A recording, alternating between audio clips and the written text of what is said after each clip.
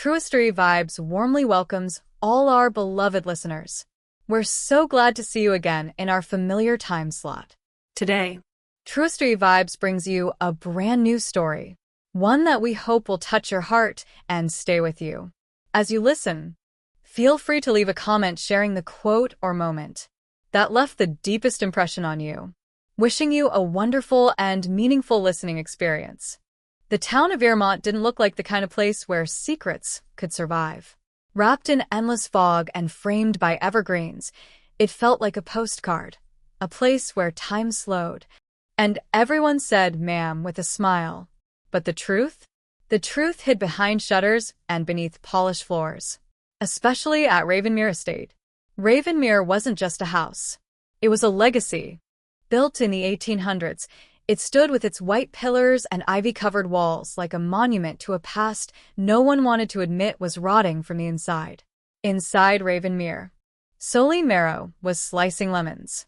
Her movements were slow, deliberate. Not because she was tired, though exhaustion had become second nature, but because the silence around her was heavy, almost sacred. Every motion felt like it had to be earned.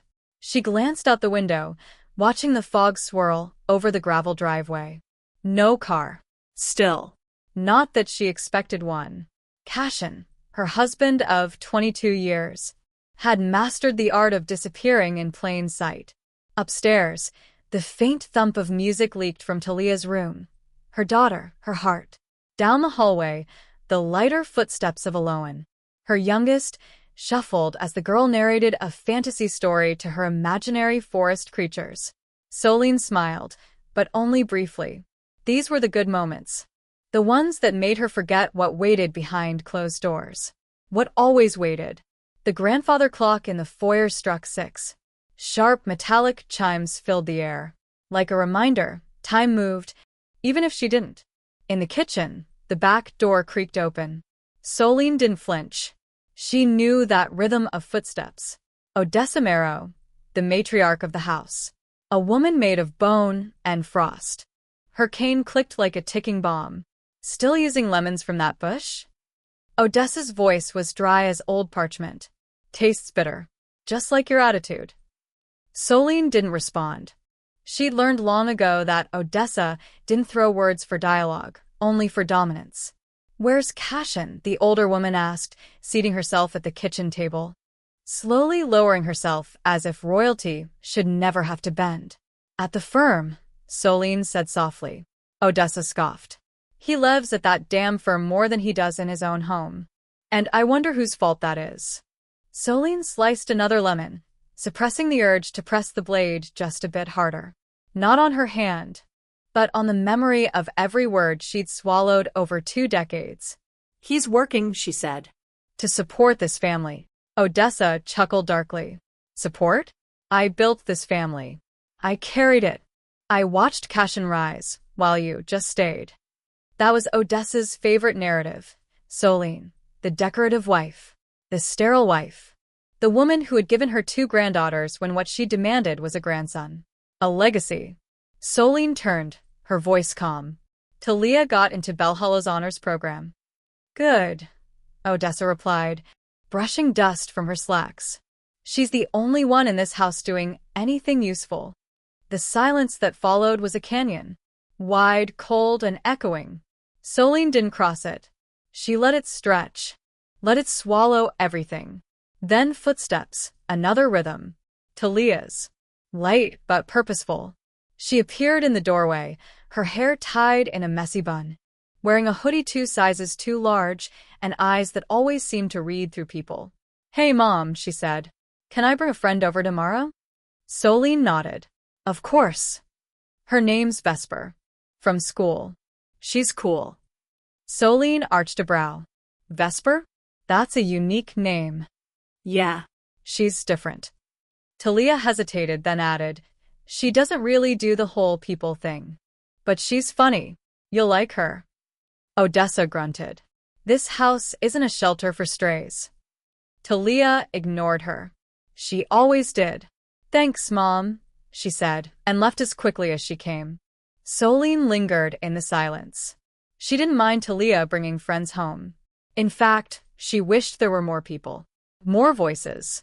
Anything to drown out the static hum of judgment that Odessa emitted with every glance. She turned back to the lemons. That night, after the girls had gone to bed, Solene sat alone in the garden. The moon cast silver streaks across the lawn, and the air smelled like wet stone and regret. She remembered when Ravenmere had felt magical. When she'd first stepped into the grand entryway, Cashin holding her hand, telling her, "This will be our forever." She hadn't known then that forever could feel like a trap. She sipped her tea slowly, letting the heat remind her she was still alive. Cashin came home at 11:23 p.m. Not that she'd been waiting. Not anymore. She heard the door open, the shoes come off, the pause as he noticed the darkened house. Then his footsteps approached the garden. He didn't sit beside her. Just stood there, arms folded. "You're still up. Couldn't sleep." A pause. "Girls doing okay?" Yes. "Talia's bringing a friend over tomorrow." He nodded once, like that was all he needed to contribute to his own family. "I might be home late again," he said, already turning away. Solene looked up at him. "Cashin." He stopped. "Do you even remember the last time we had dinner together? Just us." He looked at her for a long moment, then said, "We've both been busy," and left. Solene didn't cry. She'd outgrown that. But in that silence, in that moonlight, something shifted. Something cracked. She didn't know it yet. But tomorrow, when Vesper Wind stepped into Ravenmere Estate for the first time, a storm would follow her in. And nothing, absolutely nothing, would ever be the same again. The next afternoon, the rain had stopped but left the world damp and heavy, like it had soaked up something it couldn't quite rinse away. A soft mist hovered over the hedges of Ravenmere Estate as the front gate creaked open. Vesper Wind stepped out of the black sedan with a leather satchel slung across her shoulder. Her dark green coat clung to her like second skin, and her boots clicked against the stone walkway with purpose, not hesitation. She didn't knock on the door. She just stood there, waiting. Inside, Solene watched through the parlor window. She saw the girl before she even realized she was holding her breath. Vesper was striking, not in the conventional sense, but in the way someone feels oddly familiar and completely foreign at once. Her eyes were the color of coffee after midnight, and her face didn't smile unless it meant to. There was something both ageless and unapologetic about her presence. The doorbell rang once. Talia ran past Solene, her voice bright. "That's her." Solene turned, brushing her hands on her apron.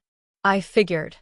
Talia opened the door with the excitement only a teenage girl can possess when she's sure she's bringing something important into her world.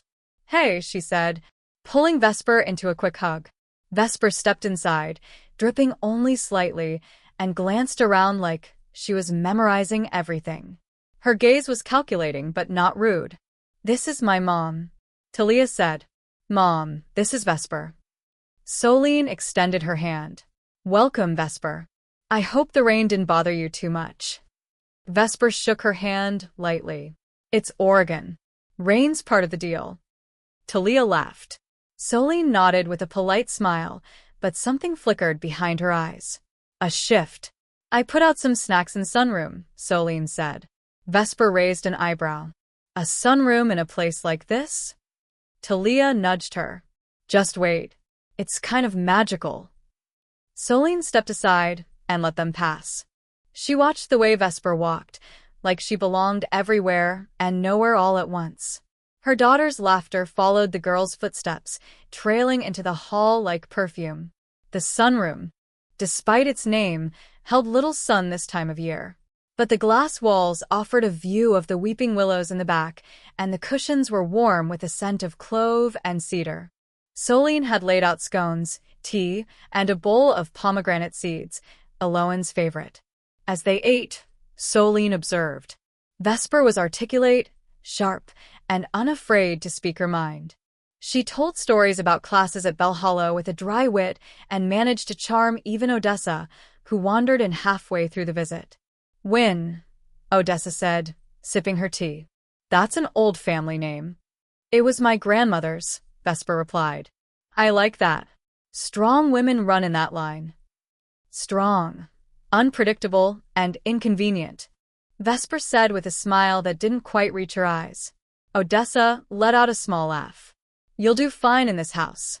Solene said nothing, but inside, something bristled. Over the next few days, Vesper became a fixture. She came over often, sometimes with Talia, sometimes without. She brought homemade lemon bars, strange books, and opinions that rattled the dinner table. She had a way of looking at people that made them feel exposed. She never asked direct questions, but everyone found themselves talking around her. Even Cashin, who usually arrived home too late for conversation, began showing up before dessert was cleared, offering to drive Vesper back or pour her another glass of wine. Solene noticed the way Cashin leaned in when Vesper spoke, the way he laughed at things Solene barely found amusing, the way Odessa seemed to beam every time the girl complimented the house or the family history.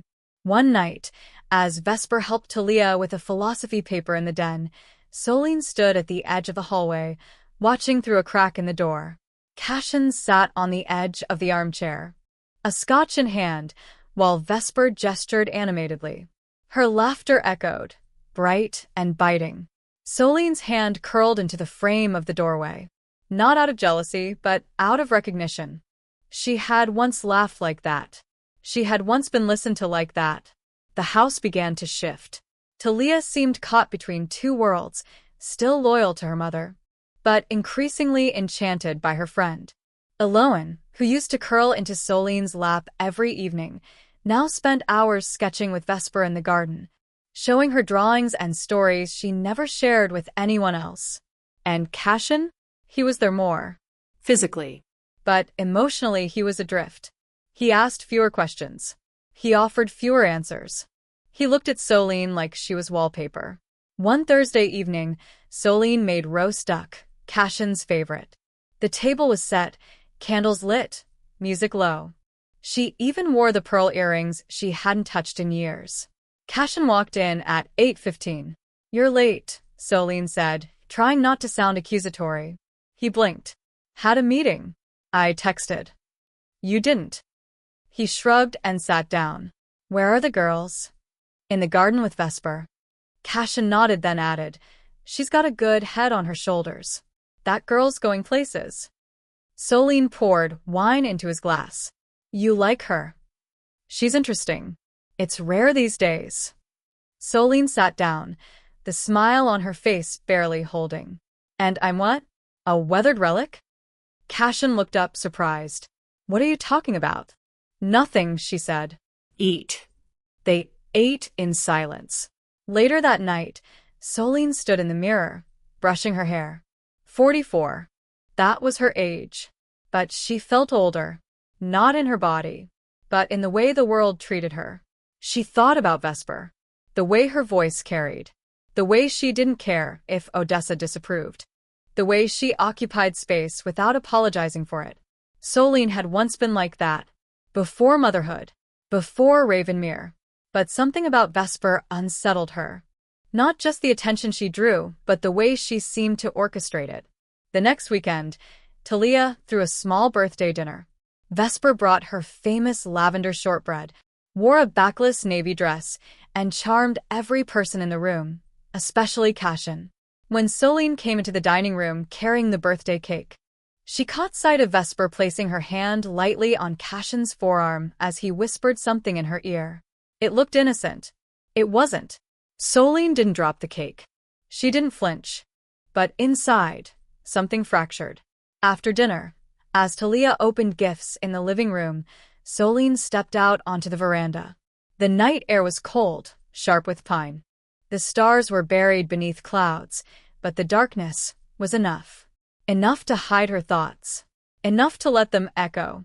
She felt it then, not rage, not yet, but the sting of recognition. Vesper wasn't just a guest. She was a shadow growing longer. The next morning, Solene stood at the stove while Eloan made hot chocolate beside her. The silence between them was soft, comforting.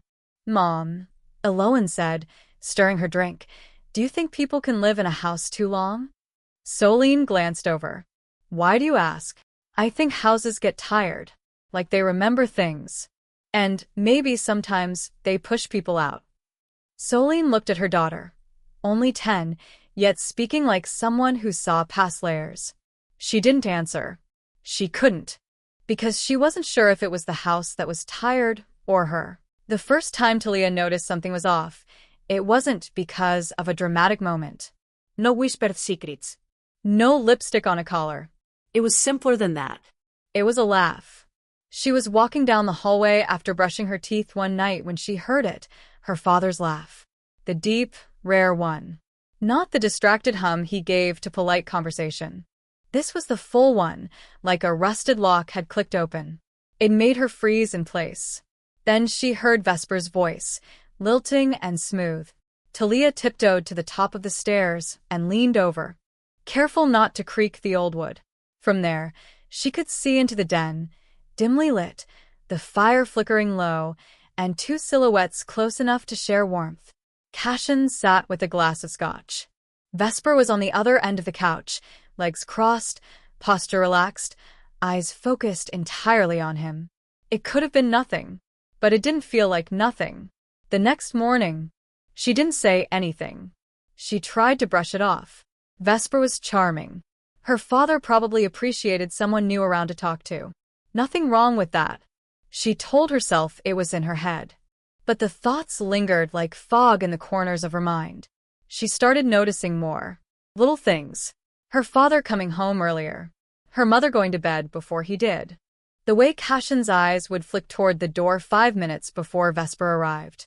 The extra bottles of wine in the cellar. The new scarf she saw in Vesper's purse. The same brand Cashin had gifted her mother years ago. Once, she asked Vesper directly, "You're here a lot." Vesper just smiled. "Would you rather I wasn't?" Talia hesitated. No. "I mean, it's fine. I just didn't think you were the family dinner type." Vesper sipped her tea, unfazed. People change. Talia wasn't sure who that people referred to. It was a Thursday, when the crack in the mirror widened. Solene had gone to visit an old friend in town. Aloan was at a library event. The house felt quieter than usual.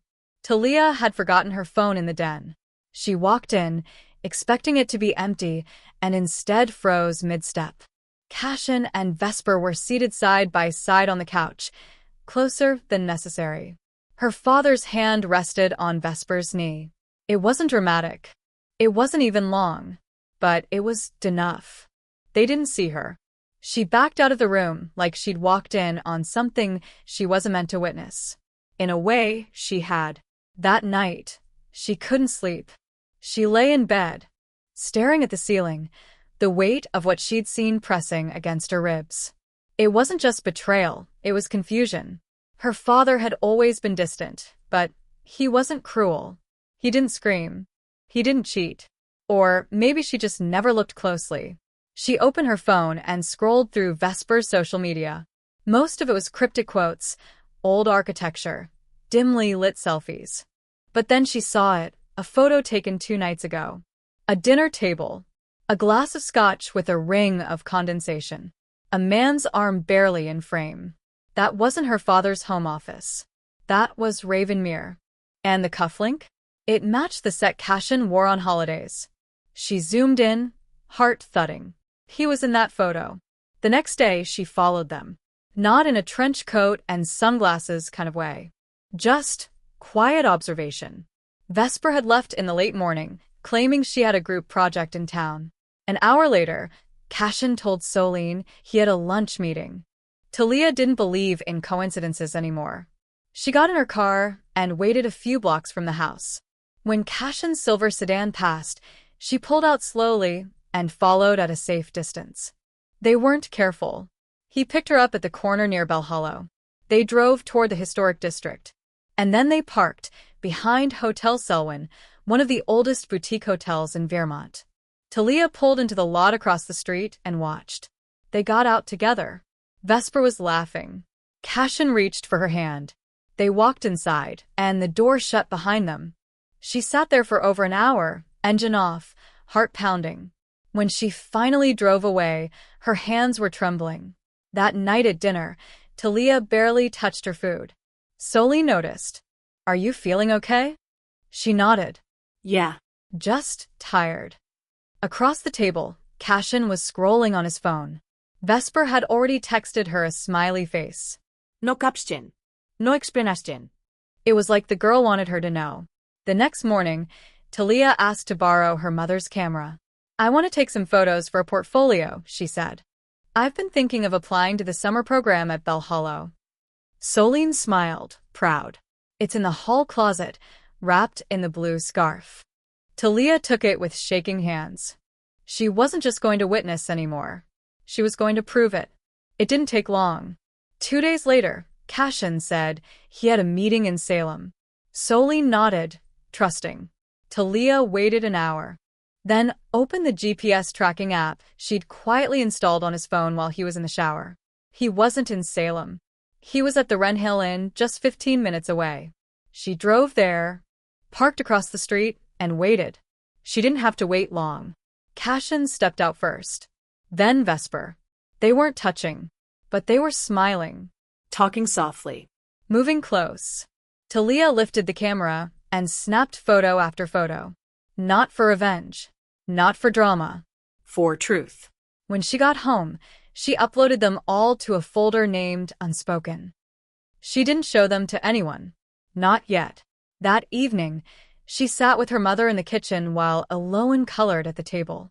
The air smelled like cinnamon and vanilla. Everything felt normal. But nothing was. Mom, Talia said quietly, can I ask you something? Solene looked up. Of course. Would you rather know the truth, even if it hurts? Or be protected from it? Solene paused. Her hand stilled over the rolling pin. I've lived with silence for a long time, she said. But silence doesn't protect. It isolates. Talia nodded, but didn't say anything more. Not yet. The next weekend, Cashin was gone on another overnight meeting. Solene made pancakes for dinner.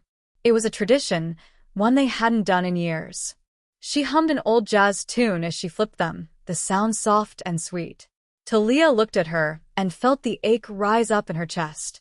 She wanted to scream, to warn, to save, but she couldn't. Not yet. Instead, she hugged her mother tightly, holding on just a little too long. Solene blinked. What's this for? Talia smiled, tears stinging. I don't know. You're just the best person I know.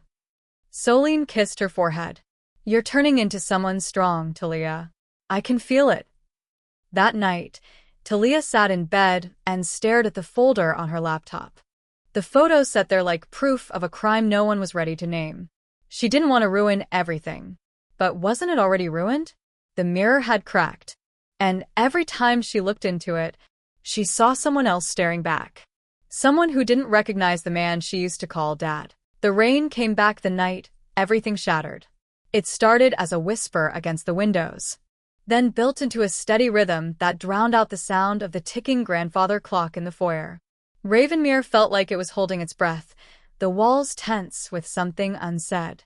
Solene was in the kitchen, her hands wrist-deep in soapy water, washing the same teacup for the 3rd time. Her fingers had gone numb, but she didn't stop. The heat helped her think. Or not think. Behind her, the door creaked open. She didn't turn around. Evening, said a voice, soft but sure. Vesper Wynne.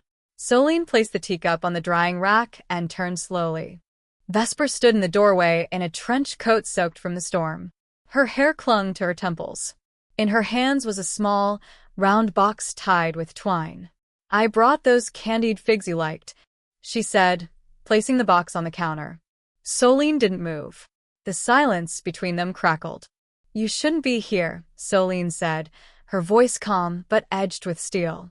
I needed to talk to you. I don't think I want to hear anything you have to say. Vesper looked at her, head tilted. You already know, don't you? Solene swallowed. Yes, she said. But I want to hear it anyway. Out loud. Vesper took a breath. I was with him, she said. Cashin. It wasn't a mistake. I didn't fall into it. I chose it. The words hit like cold water. Solene didn't flinch. Not visibly. But her hands clenched behind the sink, knuckles whitening. And the girls? She asked. Did they mean anything to you? Did I? Vesper's face softened. I didn't plan for this to happen. I came here as Talia's friend. But it changed. Solene laughed, bitter and low. Changed? You seduced a man twice your age, broke a family, and now you stand here in my kitchen talking about change like it's an accident of the weather? Vesper looked away. I loved him, she said. Solene stepped forward. You don't know what love is. Love is showing up every day even when you're invisible. It's folding laundry at midnight. It's eating silence for dinner and pretending it's enough. You've never loved anyone, Vesper. You've only taken. The front door slammed. Both women turned. Cashin stood in the hallway, wet from the rain, coat half unbuttoned, his face pale. Solene, he started, but she held up a hand. I already know, she said. He looked at Vesper, then back at his wife. I didn't want this to happen. That's funny, Solene said. Because you sure worked hard to make it happen. I was lonely. Solene's jaw tightened. I was in the same house. In the same room. How much lonelier did you want me to be? Cashin stepped forward, palms up. I made a mistake. No, she snapped. A mistake is forgetting an anniversary. A mistake is burning dinner. You made choices. Repeatedly. From the top of the stairs, a small voice broke the tension. What's going on? Eloan. Behind her, Talia stood frozen, her arms crossed tight against her chest. Solene turned to her daughters, her heart breaking. Go to your room, she said. No, Talia said, her voice sharp. I think I should stay. I think I already know more than anyone wants me to. Cashin looked at her, stunned. You knew. She nodded slowly. I followed you. I took pictures. Vesper stepped back, eyes wide. You took. Yes, Talia cut in. Because someone had to protect this family. Cashin sank into a chair like the weight of her words had finally reached him. Then came another voice, aged, cracked but loud. Odessa Marrow. What in God's name is happening in my house? She entered the room in her usual silk housecoat, her cane tapping the floor like a gavel. Talia opened her mouth, but Odessa waved her off. Let me guess, she said, looking between them. Someone finally admitted it. Solene turned. You knew. I suspected, Odessa said. Cashin's father wasn't exactly faithful either. It's in the blood. Solene felt her stomach twist. And you said nothing? Odessa shrugged. I was waiting to see how it played out. Cashin stood up, ashamed. Mother. But Odessa held up a hand. Be quiet. Then she turned to Vesper, and to everyone's shock, smiled. You're pregnant, aren't you? The room froze. Vesper's lips parted. How did you? Odessa nodded to herself. I've seen the signs. You've been careful, but not careful enough. A woman who's been around as long as I have can spot it. Solene backed up. No, she said. That's not true. Vesper looked at Cashin, then down.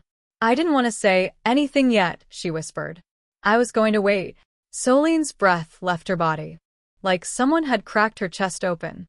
You got pregnant with my husband's child in my house? Vesper's eyes brimmed, but no tears fell. It wasn't meant to happen like this. Odessa stepped forward.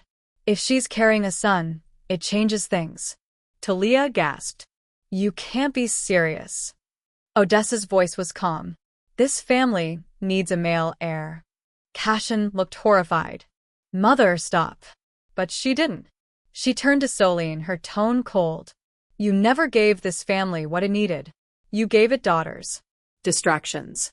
Not legacy. Solene stepped forward, voice trembling but fierce. Those distractions are the only good thing that's ever come out of this family. Odessa sneered. You've never belonged here. Talia moved beside her mother. She belonged more than any of us ever did. Eloan, who had been watching from the stairs, began to cry. Solene rushed to her, wrapping her in her arms. Cashin stood frozen. Vesper stood alone. And Odessa, the matriarch of a crumbling dynasty, looked down her nose and whispered, If you had any dignity, Solene, you'd leave. Solene looked up, eyes burning. No, she said. If you had any heart, you'd apologize to your granddaughters. She stood, lifting Aloan into her arms, and faced them all. I'm not going anywhere. Not tonight. Not tomorrow. This is still my home. And you don't get to erase me because I didn't serve your twisted idea of worth. Vesper turned away, her expression unreadable. Cashin opened his mouth, but no words came. Solene carried Aloan up the stairs, Talia trailing behind her. She didn't cry until she reached her bedroom, behind closed doors, with no one watching. That night, the rain thundered against the windows like the world was trying to drown out the truth. Solene sat on the edge of her bed, her hands shaking. Talia entered quietly, sitting beside her. I'm sorry I didn't say anything sooner. Solene wrapped an arm around her. You were trying to protect me. I was trying to protect us all. They sat in silence, broken and whole in different places. Then Talia said, What do we do now? Solene looked out the window, into the dark. We survive, she said. And then we rebuild. Downstairs, Cashin poured himself another drink, his reflection in the glass cabinet warped and tired. Odessa sat silently across the room, her cane beside her like a sword. You lost them, she said flatly. Cashin didn't respond. Odessa sighed. Maybe it's time to remember that the Marrow name doesn't make us royalty. It makes us responsible. Even she, in her own twisted way, knew something had changed forever. The next morning, Ravenmere was quiet, the calm after a storm that hadn't really passed. Solene made breakfast like she always did. Eggs, toast, and hot tea. Talia joined her. Then Aloan. Cashin did not. Neither did Vesper. Odessa stayed upstairs. No one asked where they were. In the weeks that followed, the air inside the house shifted. Cold politeness replaced old rhythms. Vesper stopped visiting. Cashin came home later and later. Odessa no longer offered snide comments. She barely spoke at all. Solene filed for separation. Not divorce. Not yet. But it was a line in the sand. She began visiting properties around town. Not to escape, but to begin. One evening, as she folded laundry, Aloan asked, Are we moving? Solene looked at her and smiled. Yes, she said. One day. Talia smiled from across the room. It was enough. The silence that followed was different. Not the old silence, the kind that used to fill the Marrow house like dust, hiding in corners, waiting to choke someone mid-sentence. No. This silence was sharper, louder, and filled with clarity. Vesper Wind disappeared 3 days after her confession. No goodbyes. No apologies. Not even a note. Her perfume lingered in the downstairs hallway for a week. A faint citrus lavender that clung to the drapes and stirred every time someone passed. But she was gone. And in many ways, so was the illusion of family. Solene didn't ask where Vesper had gone. She didn't need to. Rumors trickled back eventually that Vesper had dropped out of Bell Hollow midterm, that she'd moved in with an older sponsor in a neighboring city, that she'd been seen shopping for baby clothes at a boutique off Main Street.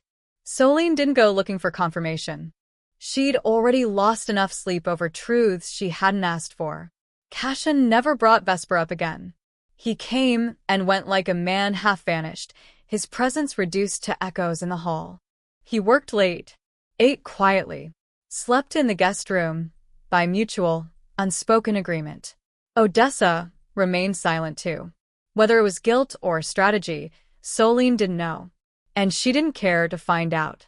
There was no more room for speculation, only decisions. On a Tuesday morning in early April, Solene stood in front of her full-length mirror and buttoned a gray blouse. Her hair was neatly pinned. Her pearl earrings, once forgotten in a drawer for nearly a decade, rested softly against her skin. She looked like a woman attending a meeting, because she was. The law office was small, modest, and smelled faintly of lemon cleaner and old files. Attorney Marianne Kepler greeted her with a warm handshake and calm eyes. She had the kind of demeanor that made you feel like the world wasn't collapsing, even when it was.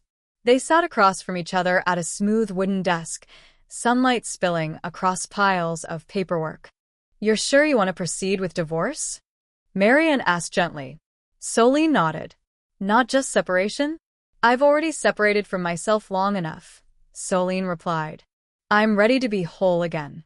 Marian offered a thin smile. "That's the clearest answer I've heard all month."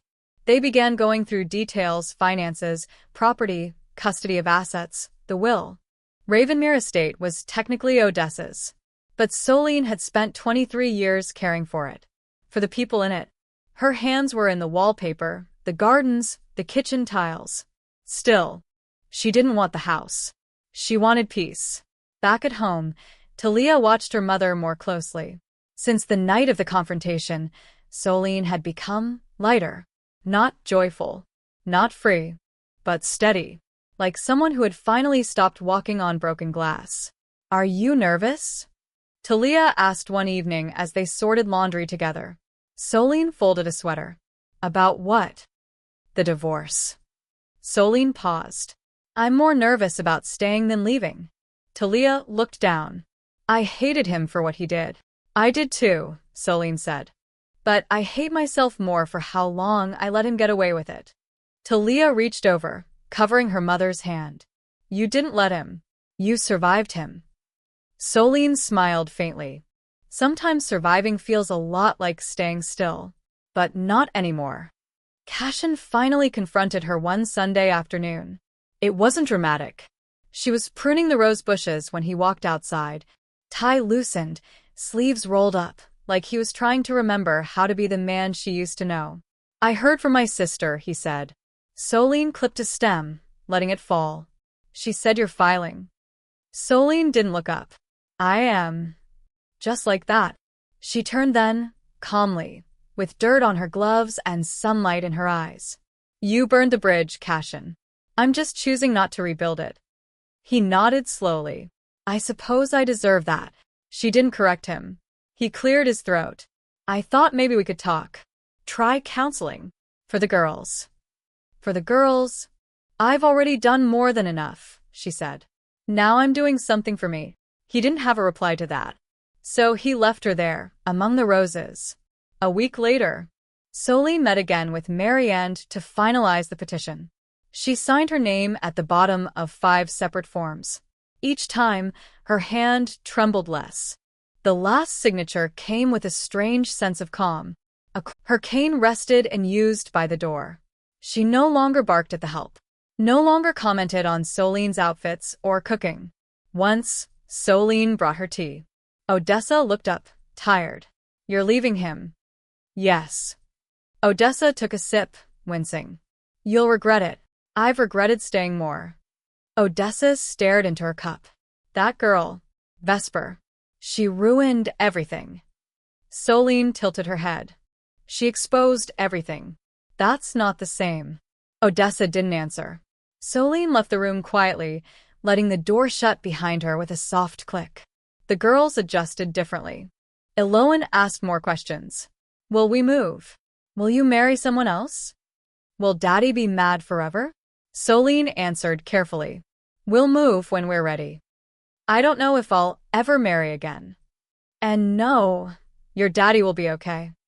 Eloan accepted these answers like a child collecting stones. Heavy, but understandable. Talia, on the other hand, dove headfirst into senior year. Her grades climbed. Her essays grew sharper. She was applying to colleges far from Vermont. Boston. Chicago. Even Vancouver. "You're really leaving?" Solene said one night, reading through a scholarship draft. "I have to," Talia replied. "But I'll always come back to you." Solene pulled her into a hug. "I don't want you to come back to me. I want you to move toward yourself." They held each other for a long time. Cashin tried one last time. He waited until the girls were at school. Solene was folding towels. He walked into the laundry room like a man entering a confession booth. "I miss you," he said. She didn't stop folding. "You miss who I used to be." "No," he said. "I miss who we used to be." Solene looked up. "You never even said sorry." He looked down, ashamed. "I didn't know how." It's not too late. He lifted his gaze, hopeful. To apologize, she clarified. Not to fix it. He nodded slowly. I'm sorry. Solene believed him. But it didn't change a thing. When the court papers were filed, she didn't cry. She sat in her car afterward, windows down, and let the spring air wash over her. There was a cherry blossom tree in full bloom outside the courthouse. Its petals drifted like snow, settling on windshields, on sidewalks, on people who didn't even notice. Solene noticed. She watched one petal land on her lap and thought, this is what starting over looks like. Quiet. Soft. But real. That evening, she made dinner, just her and the girls. No Cashin. No Vesper. No shadows at the table. They laughed. They played music. They talked about futures that didn't revolve around men. Afterward, as she loaded the dishwasher, Talia came up behind her. Mom, yes. I'm proud of you. Solene turned, surprised. You are? Talia nodded. You finally chose yourself. Solene exhaled. I think, she said, I've been waiting for someone to tell me I was allowed to. You were always allowed to, Talia whispered. You just forgot. Upstairs, alone in her room, Solene sat at her vanity and looked in the mirror. She studied her face. The lines. The softness around her mouth. The quiet strength in her eyes. She touched her cheek and said softly, I remember now. Then she smiled, not the practice kind, but something new. Or maybe something old, finally returned. They left Ravenmere on a Tuesday morning. The skies were clear, the air crisp, and for the first time in a long time, the gates didn't feel like prison bars. Solene stood on the porch, holding a final box of linens, her eyes scanning the house that had once been her universe. The place was quiet now, the halls emptied of Vesper's laughter, Cashin's footsteps, and even Odessa's biting remarks. Only echoes remained. Talia carried a potted basil plant in both hands. Eloan had her sketchpad and stuffed fox, tucked tightly under her arm. Do you want to say goodbye? Talia asked. Solene shook her head. I already did. The house they moved into was nothing like Ravenmere. It was smaller, modest, with a squeaky front door, chipped paint along the windowsills, and a fence that leaned like it had secrets of its own. But the floors didn't groan beneath their feet. The light came in freely. The walls held no judgment. And the kitchen? The kitchen felt like a heartbeat. Solene spent the first week unpacking with obsessive energy. She scrubbed, arranged, rearranged, then rearranged again. She painted the cabinet doors lemon yellow. She taught herself how to fix the leaky faucet with a YouTube tutorial and a lot of muttered curses. Every task made her feel more alive. The past was heavy, yes. But her hands were light now. Free. The dream of the cafe had lived in her for years. Back when she was newly married and still believed in shared dreams. Back when she thought sacrifice was synonymous with love. It was Talia who reminded her. You always said you wanted a place that smelled like cinnamon and cardamom and played jazz in the mornings. Solene smiled. I said that. Talia nodded. You used to hum while washing dishes and talk to yourself about it. So they found a space. It was an old florist shop downtown. The windows were large but dusty. The paint on the outside was faded sage. Solene stood in the middle of the room on their first visit, arms crossed, and said, This is it. They named it Solene's Table. Not because Solene needed her name on the sign, but because it was the first thing in her life that was truly hers. She hired a local carpenter to build long wooden tables from reclaimed barnwood. She found second-hand chairs with chipped paint and mismatched cushions. She printed menus herself on thick cream paper and designed them with delicate hand-drawn herbs along the border. The first week of renovations, she came home with flour in her hair and paint on her jeans. She had never looked more beautiful. Talia helped with the business plan. Eloan designed the logo, an olive branch resting on an open palm. Solene didn't understand the symbolism at first. It means peace you give, Eloan said. Not just keep. Solene cried quietly that night, in a good way. Opening day was quiet but full. A few neighbors came by out of curiosity. A teacher from Talia's school. A retired librarian. A young couple who'd seen the flyers taped to lampposts. Solene served spiced apple muffins, warm lentil soup, and lemon thyme tea. The jazz in the background hummed softly. A vase of wildflowers sat on each table. It wasn't glamorous, but it was real. By the end of the week, word had spread. Solene's table became a place where people lingered, where they brought laptops, journals, toddlers, or just their tired selves. They stayed, because it felt like home. Solene didn't make much money those first few months. But every night, when she locked the doors and swept the floor, she felt rich. Not in dollars, but in peace. One evening, just after closing, she stood by the window watching the sunset spill across the floorboards. The light turned everything gold. Talia walked in, holding 2 steaming mugs of mint cocoa. "You look tired," she said. "I'm alive," Solene replied, accepting the cup. They sat at the corner table in silence for a while. Then Talia asked, "Do you think you'll ever love again?" Solene didn't answer right away.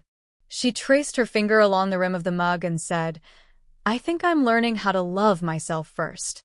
Maybe that's enough for now." Talia smiled. "That's more than enough." Eloan adapted quickly. She loved the neighborhood, the creek behind their house, and the quiet buzz of the cafe. She started journaling her dreams, writing down stories about a brave girl who plants her own forest. One morning, Solene found one of her daughter's entries tucked into a cookbook. "My mom's hands used to shake when she made toast. Now they dance. I think she's a hero, but I won't tell her. She wouldn't believe me yet." Solene folded the page and kept it in her wallet. Once, in the early days of autumn, Cashin showed up at the cafe. He came in mid-morning, alone. No briefcase. No tie. He looked out of place among the pale walls and pots of rosemary on the sill. Solene noticed the change in his face. The wear. The shadow of someone who'd lost something he didn't know how to get back. He sat at the table near the back. Solene walked over, not in anger, not in fear, just ready. He stood as she approached. "I didn't know if you'd want to see me." "I didn't," she said honestly. "But you're here. I heard the place was beautiful." "It is." He looked around. "You built all this?" "I did." "It suits you," he said. Solene paused. "You were never the villain, Cashin. Just a man who never figured out how to carry someone else's heart without dropping it." He winced. "I came to apologize." "Thank you," she said.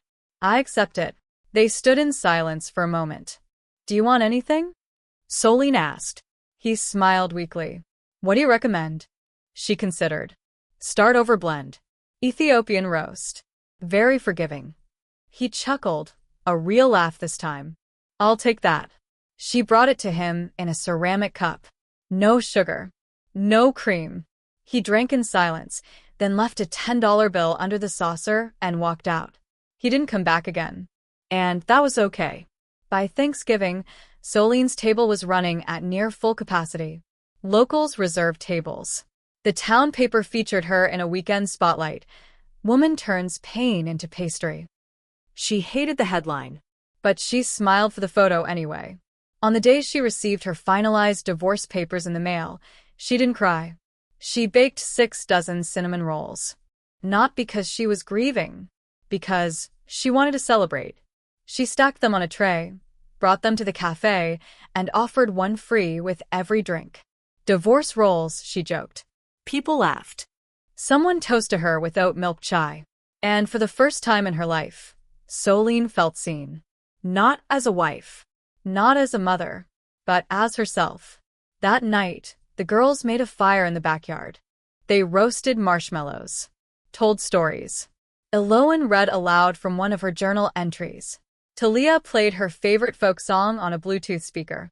Solene sat in a lawn chair wrapped in a blanket, listening to her daughter's laughter rise into the stars.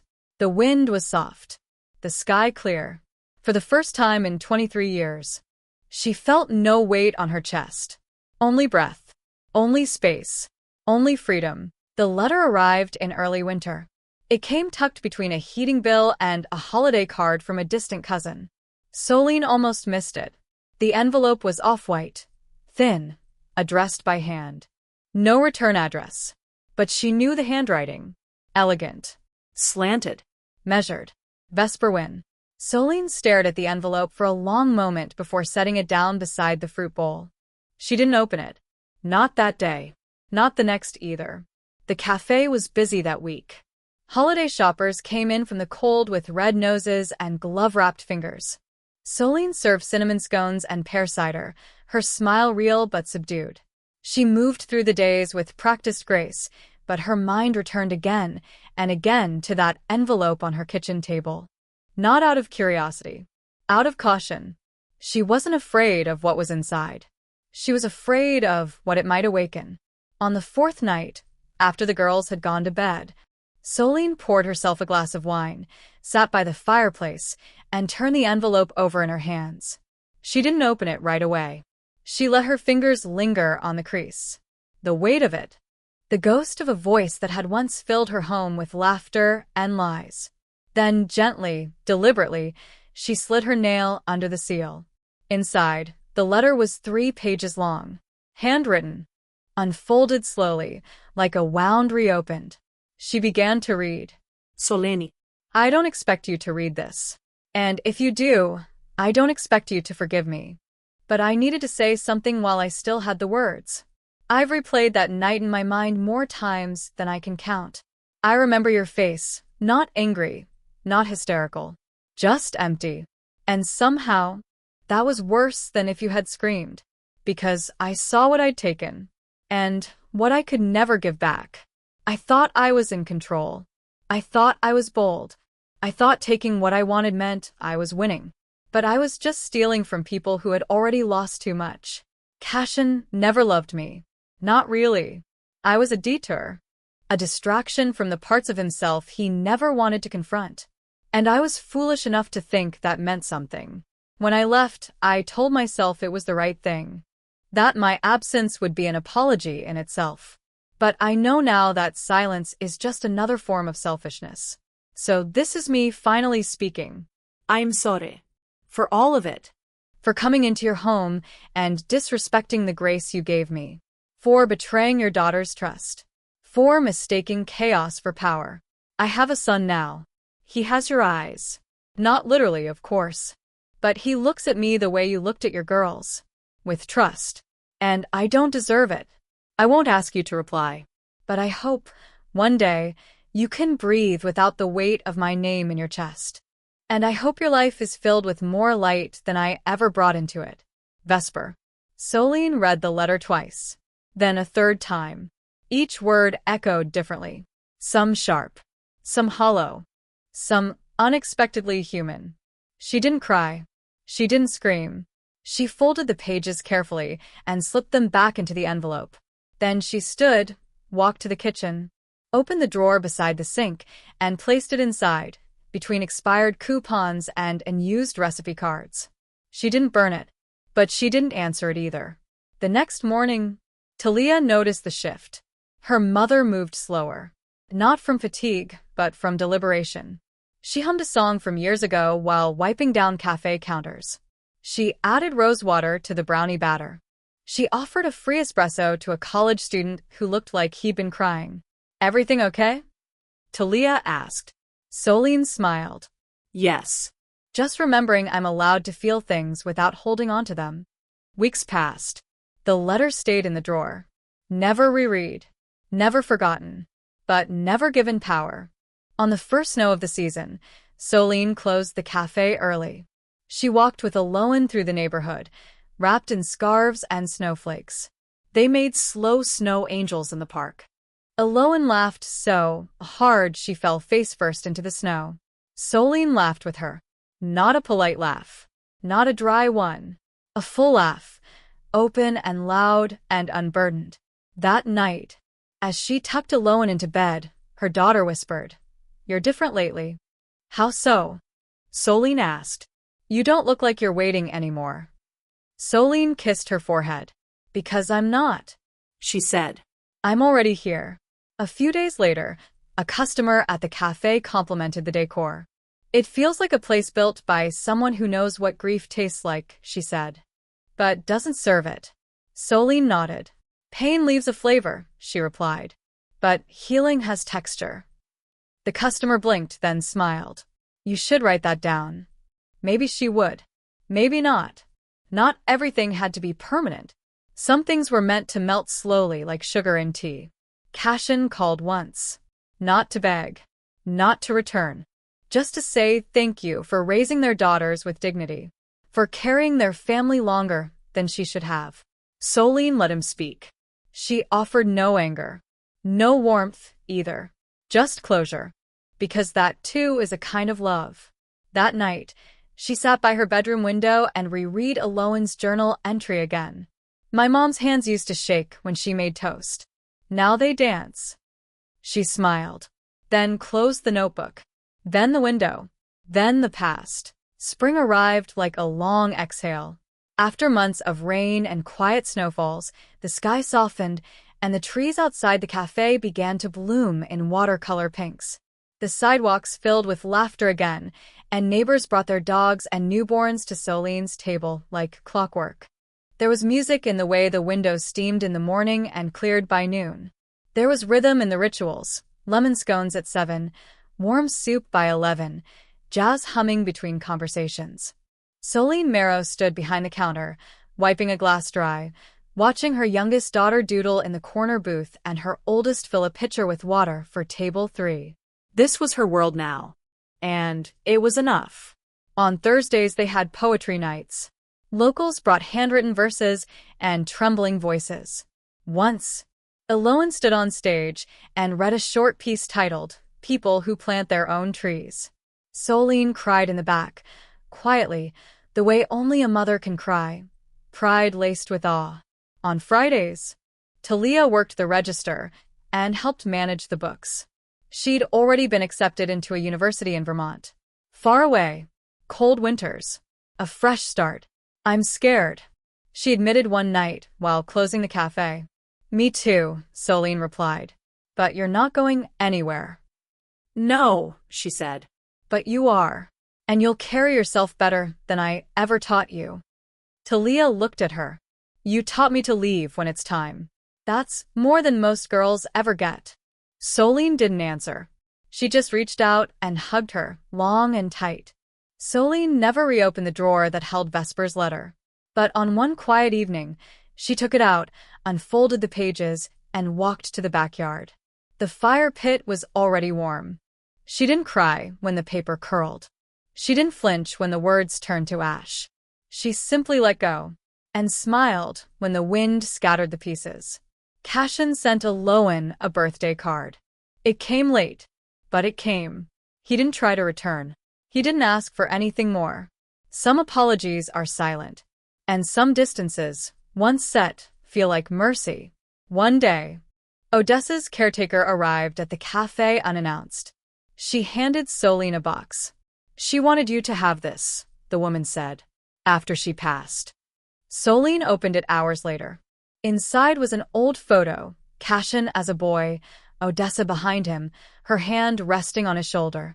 Beneath it, a folded sheet of paper in Odessa's handwriting. "I didn't know how to love you, but you taught my granddaughters what a woman could be. That matters more than anything I ever did." Solene closed the box, and with it, a chapter that no longer needed her energy. In June, they held a small garden party behind the cafe. Close friends, neighbors, customers who had become something more. Aloan played piano. Talia read a thank you letter aloud before crying halfway through. Solene brought out trays of lavender cookies and apple tarts, laughing at her own nerves. "Everyone kept asking me what I wanted this place to be," she said. "I didn't know at first. I only knew what I didn't want. Now I think. I wanted it to feel like breath, like something unclenched." The crowd clapped. The sun dipped low.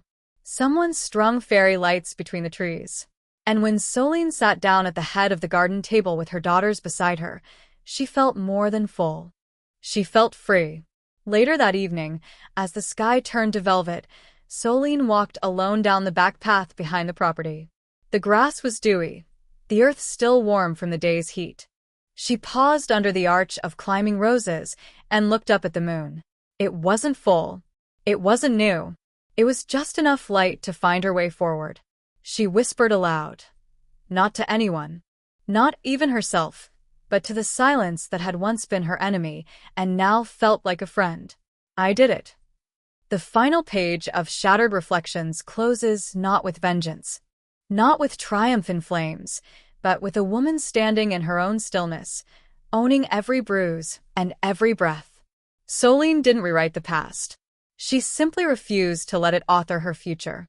And that brings us to the end of today's story on Truistery Vibes. Don't forget to leave a comment with a quote or moment that touched you the most. Your words give our team the motivation to keep creating more heartfelt stories. Thank you for listening, and we'll see you again soon.